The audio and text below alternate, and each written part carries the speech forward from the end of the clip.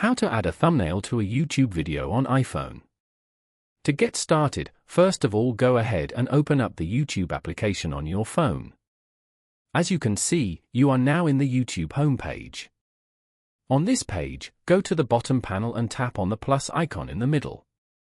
Choose the video you want to upload from here. Now, crop to choose a part of the video and tap on Next. Tap on Next again. You can add more details to your post from here if you want. Tap on the edit icon as shown. Choose a thumbnail for the video from the options below. After that, tap on the tick icon at the top right corner. Once you're done, tap on Upload Short. Following these steps, you can easily add a thumbnail to a YouTube video on iPhone. Thank you for watching.